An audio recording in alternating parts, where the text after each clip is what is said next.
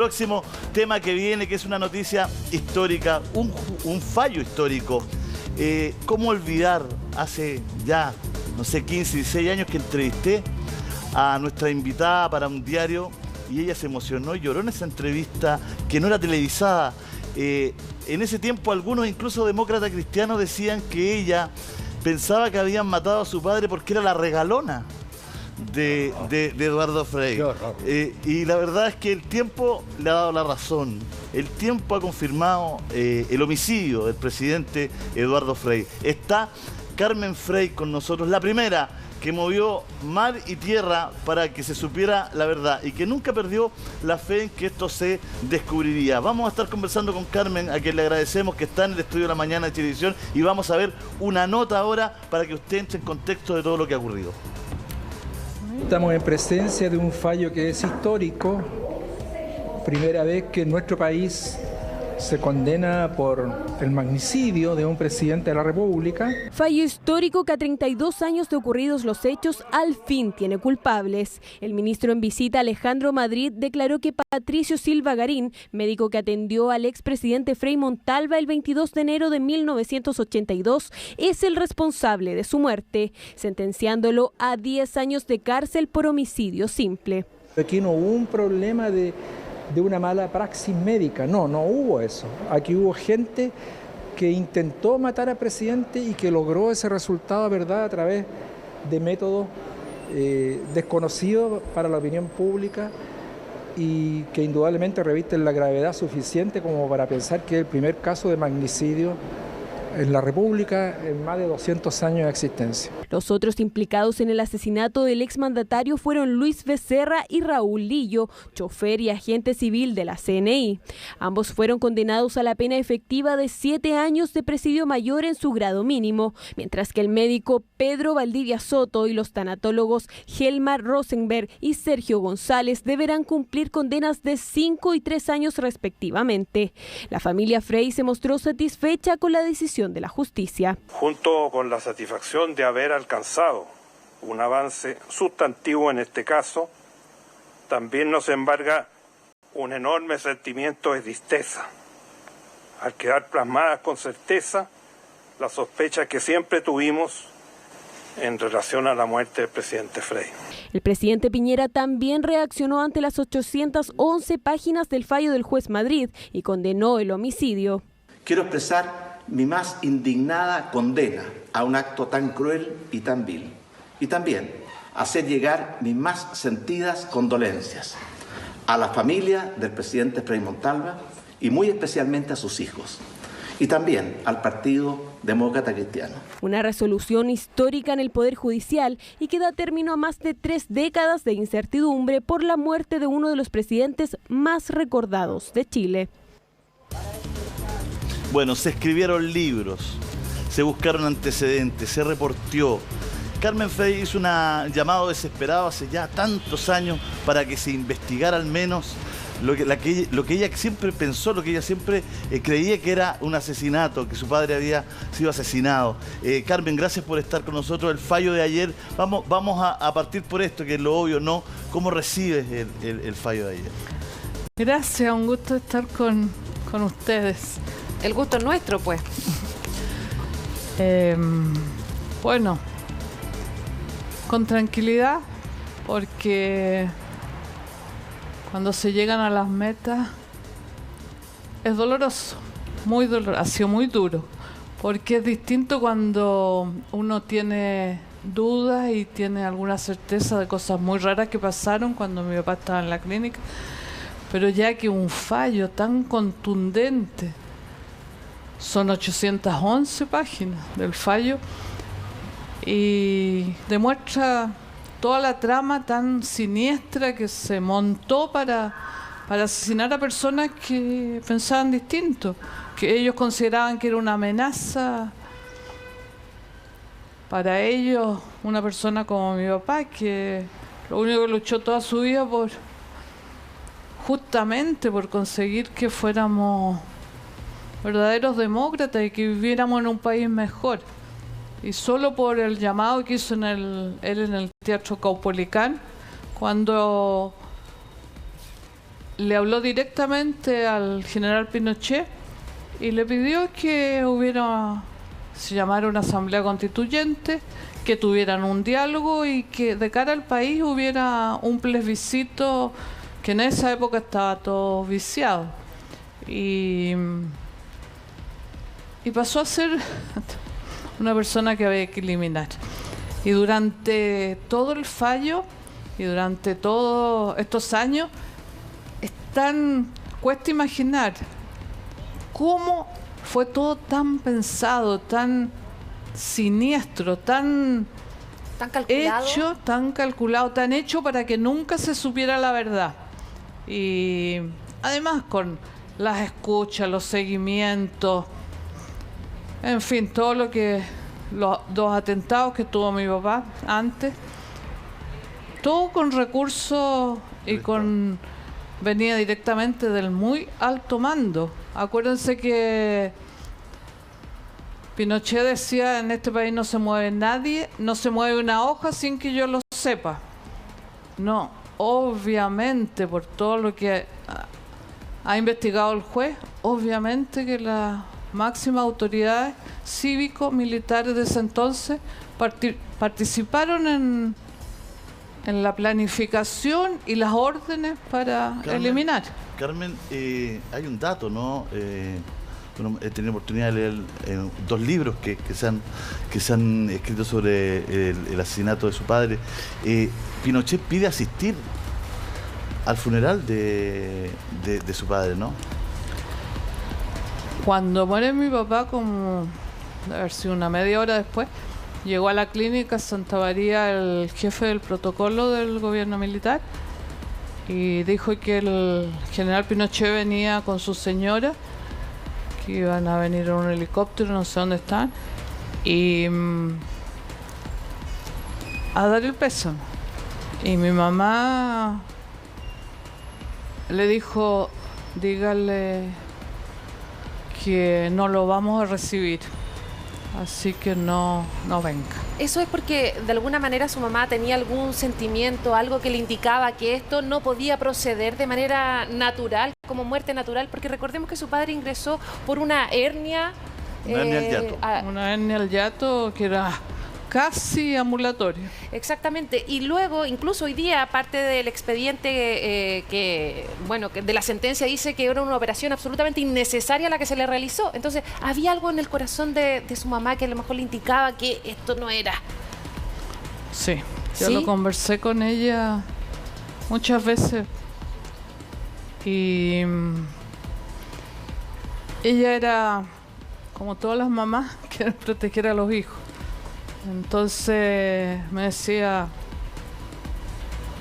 esperemos tranquilos, sí, la verdad en algún momento se va a saber. Y cuando el gobierno anunció que quería participar en la misa en la catedral, mi mamá dijo que no estaba de acuerdo y que ella, si era así, iba a retirar a mi papá de la catedral. Y don Raúl Silva, que era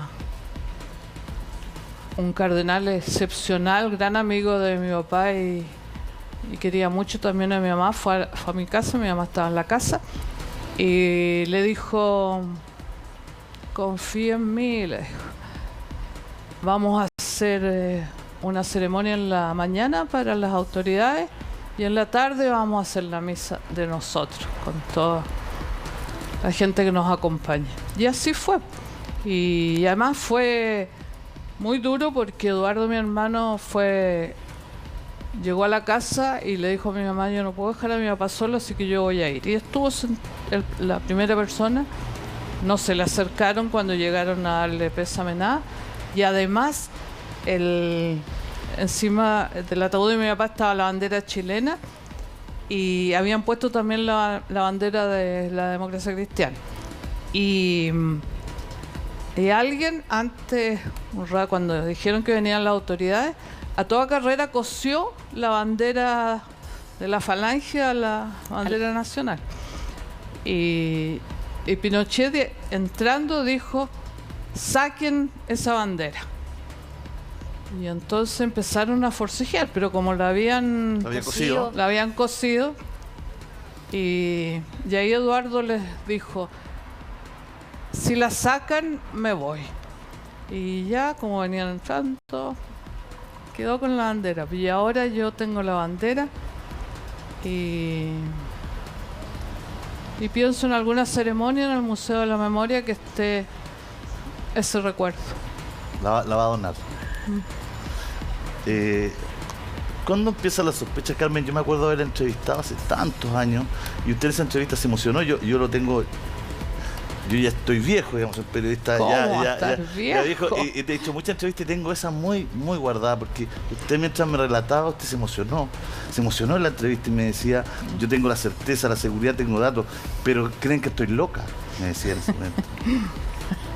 Eso fue parte de la historia difícil, pero con Eugenio, con mi marido, nos costó seguir adelante. Había noches en que decíamos, esto está demasiado difícil, ¿qué hacemos? Yo era la más temerosa. Eugenio siempre me decía, no, tu papá merece que nosotros nos juguemos porque se conozca la verdad. Y yo creo que también es una señal para estos tiempos, porque si yo ahora puedo estar hablando y puedo estar tranquila porque se sabe la verdad del asesinato de mi padre, me ha tocado conocer a tantas personas que todavía no saben qué pasó. Y me duele el alma cuando pienso en la Anita González de Recabarren, a quien conocí en los años 70, cuando recién había pasado la desaparición de varios miembros de su familia. Incluso la nuera estaba esperando familia y también mataron a la guagüita. Y yo digo, hablan tanto de proteger la vida, y ¿qué han dicho cuando mujeres embarazadas fueron asesinadas con su guagüita? Y eso es duro, y por eso que ahora si yo puedo hablar y estar tranquila con el fallo del juez Madrid, Carmen, pero yo pienso que tenemos que seguir luchando. Carmen, yo no voy a descansar hasta que todo se aclare, porque hay que sanar el alma de Chile. Nuestro cardenal don Raúl, el alma de Chile, pero el alma de Chile está herida, y con esto dolor no se puede decir demos vuelta a la página, ya quédense tranquilos. No. Carmen, pero ¿qué gatilla? ¿Cuál es el dato, el antecedente, la pista que hace que usted afronten esto y lo lleven a la justicia? ¿Quién se descuelga? ¿Qué información le llega? ¿Qué papel le llega? Cuando mi papá estaba en la clínica, nos llamaron en varias oportunidades a un amigo de mi papá que no tenía nada que ver con la política, y amigo personal, y le dijeron en reiteradas oportunidades, a don Eduardo lo están envenenando. Incluso más al final, la última vez dijo, ya no hay nada más que hacer, y nombró a uno de los médicos involucrados. Perdón, ¿o alguno es uno de los médicos que hoy también ha sido condenado? Sí. Ya. Y fue bien difícil porque estábamos todos tan choqueados porque era una operación tan sencilla, y que mi papá estuviera con un tremendo sufrimiento. Yo la última vez que él estaba no sedado, entré a conversar con él y estaba muy desanimado, y le dije, papá, si te vas a recuperar, vamos. Y me miró y me dijo, de aquí yo no voy a salir vivo. Y eso me quedó grabado, y yo, en vez de preguntarle más por qué, lo traté de animar, obviamente. Después salí mal de la pieza de mi papá y conté afuera lo que mi papá me había dicho. Y desde esa vez me costaba mucho poder entrar a ver a mi papá, y las veces que entraba mi papá estaba sedado, así que no pude. Esa fue la... ¿Sentía miedo su papá? ¿Usted percibía algo? Porque cuando una persona está enferma muchas veces dice, de esta no salgo, o había otro sentimiento, había algo en su voz, en su mirada que a usted le hacía estremecerse de una manera diferente como hija? Es que sabes que fueron tantos años en que había seguimiento y eso se notaba. Había escucha, sabíamos que estaban, porque además en la casa de mi papá había un teléfono que había quedado de su gobierno, que era un teléfono solo, no sabíamos el número, solo servía para llamar para afuera. Y las amenazas que recibió durante muchos años eran a través de ese teléfono. Bueno, además, bien impresionante, porque a mi papá le hicieron un atentado en el año 76 con una bomba en el auto que se descubrió porque un vecino avisó que estaba manipulando los autos y llamaron a los carabineros y llegaron y dijeron esto es una bomba y se la llevaron y después volvió el carabinero que estaba a cargo del grupo y le dijo, don Eduardo, era un atentado. Si usted hubiera echado a andar el auto habría muerto la señora Maruja y mi papá, un mes antes del atentado del Letelier. ¿Usted cree que esta maniobra, toda esta trama hubiera tenido éxito si no hubiera habido traidores dentro del círculo cercano de su padre?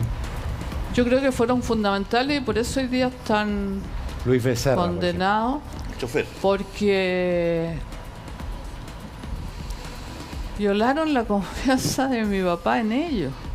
Entonces es muy terrible que personas con las cuales vivimos, porque no eran simples personas que pasaban por la casa, al contrario, eran de toda la confianza. En la época de la dictadura, muchas veces mi papá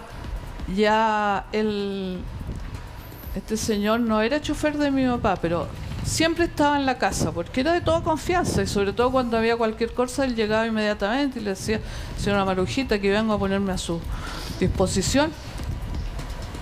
Y muchas veces que mi papá en esa época de la dictadura, que costaba mucho ir a algunas partes, reuniones, etcétera, lo llamaba a él y le decía, lléveme para que nadie sepa que voy para allá.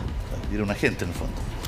Y hay incluso reuniones de base en un base poblacional, especialmente en Lo Prado, en que personas como la María Rosa fueron delatadas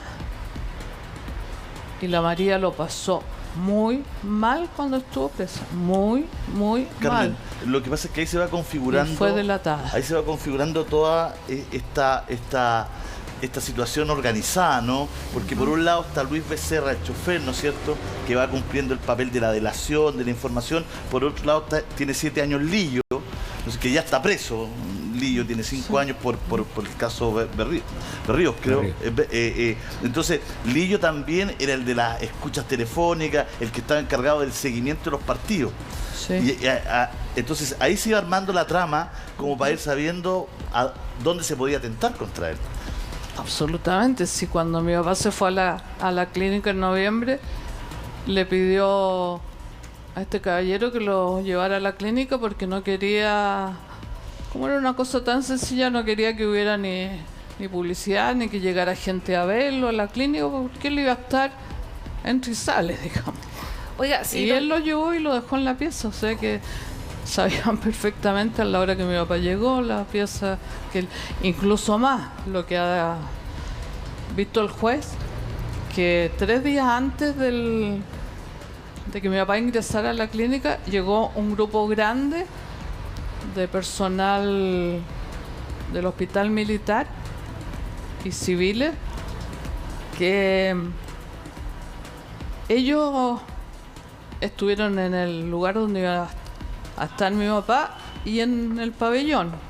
Ellos fueron los que revisaron o que pusieron, no sé, y cerraron ese pabellón. Imagina un pabellón de una clínica que está Es que en ese sentido... Estuvo cerrado más de 3 días esperando la operación de mi papá. Y es curioso porque gran parte también de lo que ha dicho el magistrado es que de alguna manera ese pabellón no cumplía con las condiciones salubres para poder realizar la operación. Es la excusa que le dieron ustedes, que ahí se habría producido una infección postoperatoria durante la operación, ¿cierto? Eso fue lo atroz, porque cuando mi papá se empezó a sentir mal y vuelve a la clínica, el doctor que hoy día está procesado y que tiene la condena más grande, nos reunió y nos dijo que la primera operación de mi papá había sido una operación sucia y que había que sacar inmediatamente al doctor que lo había operado y que él se hacía cargo de la parte médica. Y en su declaración, que la pueden buscar y ver en las páginas del fallo, ante consultas del juez, declara, está ahí escritito, él dice: en las sucesivas operaciones que me tocó hacerle al presidente Frey, pasé por la primera operación y fue una operación impecable. Claro. No fue sucia, como él nos dijo a nosotros. Y él reconoce ante el juez que la primera operación no tiene nada que ver con la infección que él tuvo después. Claro. ¿De dónde cree usted que sale la orden de asesinar a su padre? De asesinar al expresidente. ¿De dónde cree que viene esa orden? ¿De dónde emana? Yo creo que directamente de la autoridad máxima de nuestro país en ese momento. Pinochet. Sí, porque si no se movía una hoja sin que él lo supiera, ¿cómo? Porque todo esto significó años de recursos, años de personas dedicadas. Además está en el proceso de Tucapel Jiménez, está todo como mandan la operación. Bueno, está confeso, y en Punta Peuco el que asesinó a Tucapel. Sí. Y él dice, está todo, yo no digo ninguna mentira, está todo escrito y probado por el juez. Y él dice que los habían convocado a la muerte en noviembre de Tucapel, y de repente les dijeron: momentito, tenemos otra prioridad. Ahora, mataron a mi papá y a Tucapel. Claro, menos de un mes Lo después, que pasa es que para entregar contexto, bueno que la gente lo sepa, Carmen, para entregarle contexto, hay mucha gente joven también viendo. Hay un libro que se llama Crimen Imperfecto de Jorge Molina Sangüesa, que relata muy bien el contexto, porque eran inicios de los 80 y empezaban las protestas, empezaba la sublevación ciudadana en Chile, salían los estudiantes a la calle, los caupolicazos iban al Teatro Caupolicano, ¿cierto? La gente se empezaba a manifestar, los caceroleos, salía la ciudadanía a la calle.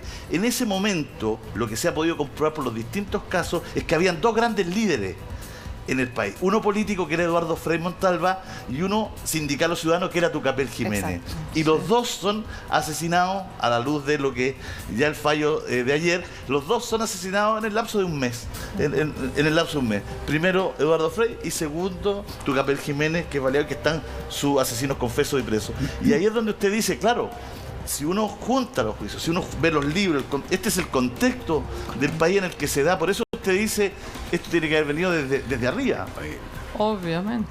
Agreguemos que antes de eso habían matado a Letelier en Washington, a Carlos Prats en Buenos Aires. Hay una que era la primera. A Bernardo y a la señora Anita. ¿Te acuerdas? Ayer escuchaba un prócer del periodismo de investigación de la época que el Gato Escalante. Claro. Estaba el Gato Escalante ayer y él se acordaba de un dato que, bueno, a uno se le va olvidando, ¿no? Cuando reportó todos estos temas, él decía que Arancibia Clavel, ya, ¿no es cierto?, uno de los agentes más oscuros de la dictadura, Arancibia Clavel, ya en el 70 y tanto, ¿no es cierto?, había mandado un mensaje con respecto al primer atentado que usted dice del auto. Al primer atentado a Frei. Ya de ahí venía una manipulación, una idea de sacarlo del escenario político. Y de la persecución de ideas, y lo que siempre se ha sostenido. La dictadura perseguía ideas diferentes. Usted tuvo un encontrón con Emilio Cheire. ¿Cómo fue la colaboración o falta de ella del ejército? No, hasta el día de hoy el ejército ha puesto todos los obstáculos posibles. Ellos dicen que han hecho sus investigaciones, Pero el juez ha investigado, ellos dicen que incineraron toda la documentación. Nosotros sabemos, y eso fue, según el ejército, la incineración de todos los documentos que tenía CNI, DINE, etcétera, fueron cuando estaba justamente terminando la mesa de diálogo. Estamos hablando en democracia. Y el 2006,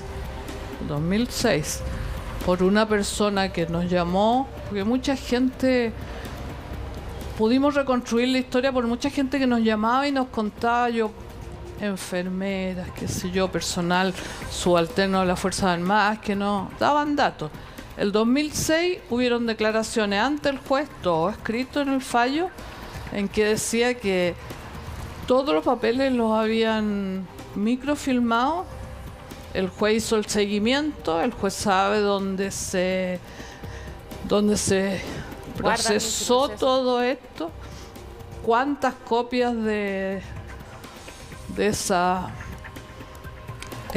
cuántas copias hay, y además en todo el seguimiento de los temas de la incineración es muy raro porque el ejército, ustedes saben que es muy jerarquizado, muy ordenado, y obviamente que para quemar todos esos documentos se necesitaba una orden por escrito o después un referido, se quemó todo, no hay nada. Y ellos siguen negando y siguen diciendo que lo quemaron. Bueno, prueben cuándo lo quemaron y por qué los quemaron. Y ahí no solo y habían carpetas. La persona que estuvo ante el juez señala que él vio las carpetas de mi papá, estamos hablando de 2006.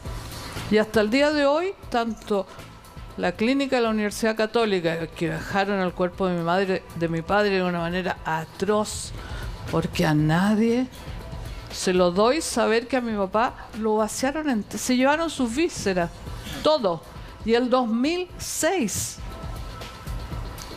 nos avisan que todavía quedan por el diario. En el diario salió que todavía quedaban restos de los restos de mi papá el 2006, estamos hablando. Claro, lo que pasa es que... Entonces todas esas cosas uno dice, qué maldad, que cuesta pensarlo. Para que la gente entienda, Carmen, usted vivió también un calvario tratando de conseguir los datos de la autopsia.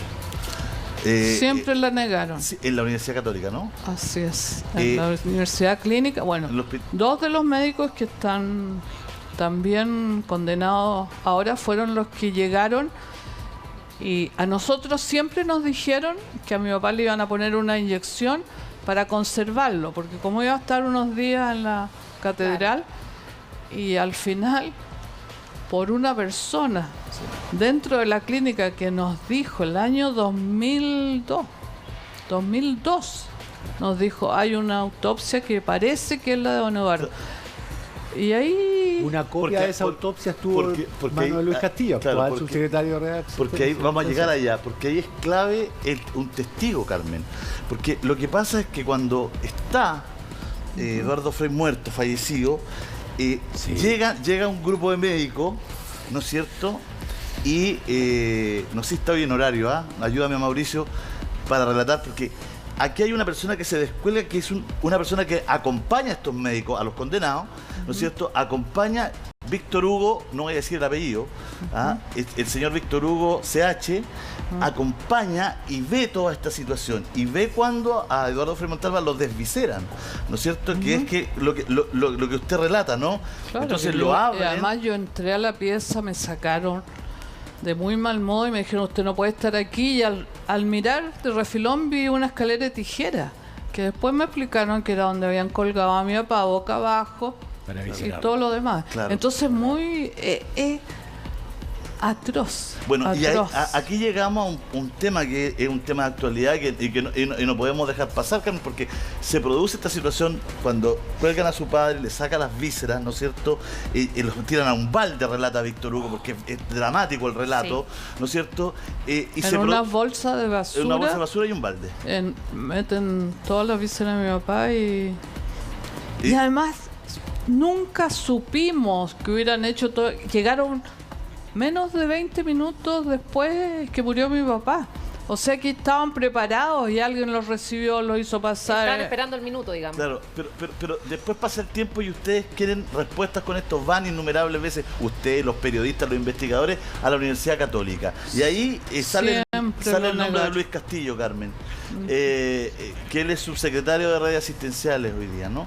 Y sale el nombre de él porque él siempre negó que existiera. Él sale en el fallo donde queda libre de todo, porque dice el fallo que él nunca se le pidió expresamente esto. Dice que no configura delito. Que no configura delito. No configura delito, pero sí hay algo más importante que la configuración criminal que pueden hacer en las cortes o en los procesos legales. Hay algo que se llama ética.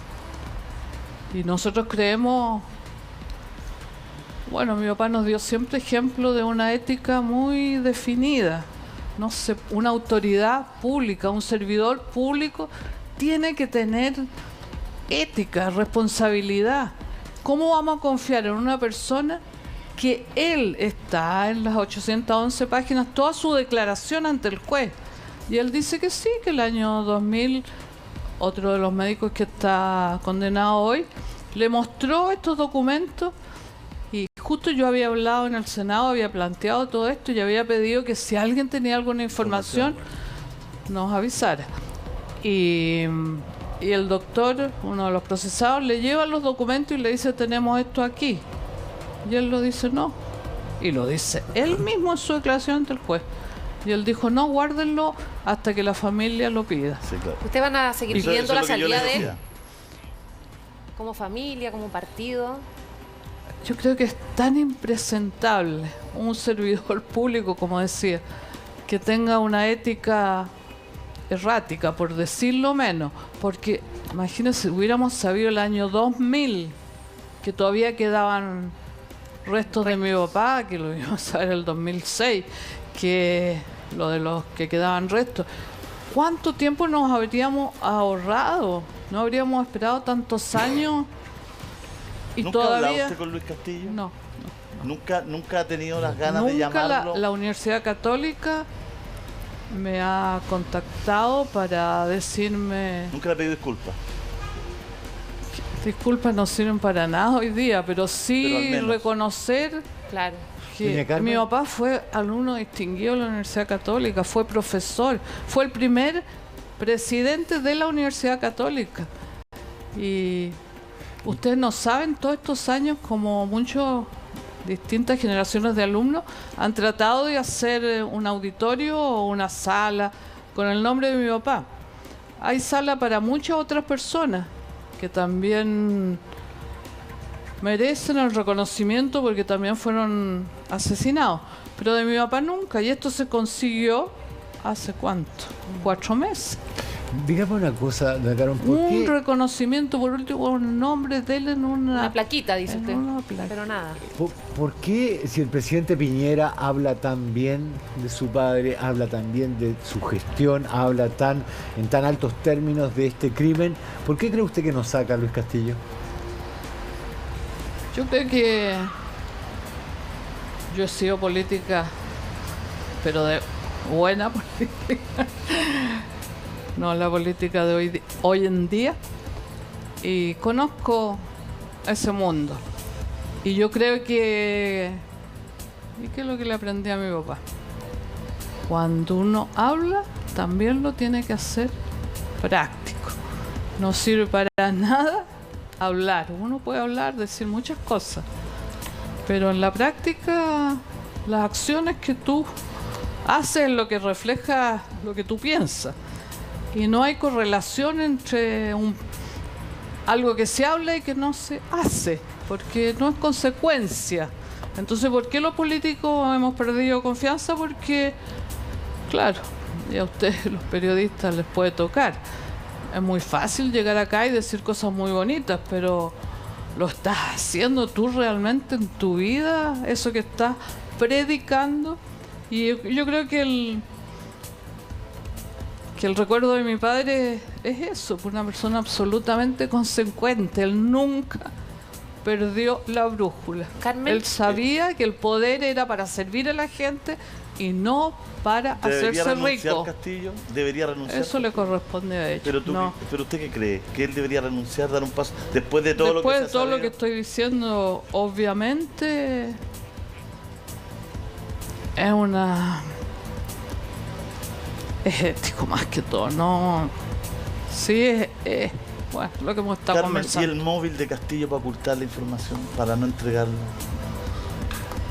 Porque mi papá seguía y sigue siendo una persona peligrosa porque quería la democracia y propició el diálogo siempre. Y bueno, el Caupolicán fue la expresión de toda la oposición, de la gente que quería y que sufría y que quería volver a la democracia. Y además nadie tiene la verdad absoluta. Mi papá, obviamente que no es un ser humano especial, que tuvo la verdad absoluta, pero él entendía que entre todos podíamos hacer algo que valiera la pena, que vale la pena pensar distinto. Imagínate que pensáramos todos, fuéramos todos iguales, sería espantoso. En cambio, el valor del ser humano es ponerse de acuerdo En las diferencias. en las diferencias y mirar para adelante. Si lo que necesitamos es mirar lo que necesita nuestro país, qué es lo que hizo mi papá, y por eso la gente lo recuerda y lo quiere, porque su visión era servicio a la gente. El ser humano era un individuo al que había que respetar y luchar para que tuviera una vida digna. Y eso es peligroso, porque es el no uso del poder, es el no enriquecerse. Pero su hermano Eduardo hoy día, de cierta forma, presta servicios para el gobierno. ¿No le molesta que comparta gobierno con Castillo, por ejemplo? Yo creo que todos mis hermanos están sufriendo mucho porque estos días sin duda son duros, porque uno renueva todo lo que vivimos. Ninguno tiene ninguna duda de que mi padre fue asesinado, que nuestro padre fue asesinado. Y después cada uno, yo no puedo contestar por Eduardo, eso hay que pregúnteselo a él. Yo en esos temas no voy a hablar. Oye, Carmen, Bárbara. No, es que antes de terminar, Carmen, yo le quería preguntar si Luis Becerra, quien era muy cercano a la familia, conductor, hoy día él es coautor del homicidio y también fue sentenciado, le ha pedido disculpas, Cómplice. se ha acercado, claro, como cómplice. No. No se ha acercado a usted con el cariño emocional, fue parte de la familia, nada. Nada. Además, Era una gente es muy encubierta, ¿no? duro porque cuando vuelve Andrés Saldívar del exilio, que ya mi papá había muerto, él se acerca a mi mamá y le pide que lo recomiende con Andrés para que lo tome como chofer. Y Andrés desde los años 84, Claro. 85 fue chofer de Andrés. Lo veíamos todos los días durante muchos años. Yo lo vi en el Congreso diariamente. Chofer del Senado. Era chofer del Senado también. Claro, pasó a ser... Y nunca les ha dicho nada. Qué impresionante, ¿no? Eran agentes que, bueno, hay libros, le recomiendo a la gente, porque la historia de este magnicidio es cinematográfica, ¿no? Y por eso es el libro de Benedicto, que se llama Magnicidio en Chile, el libro de Jorge Molina Sangüesa, Crimen Imperfecto, que a la gente que a lo mejor quiere también documentarse, es toda una época, no podemos vivir bien el futuro sin conocer nuestro pasado, sin conocer estas historias que la verdad que hoy día han llegado a buen puerto por su tenacidad, Carmen.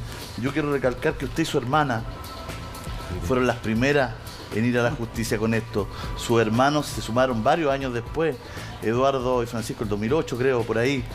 Y la Democracia Cristiana, porque tengo que decirlo, se sumó a esto el 2016.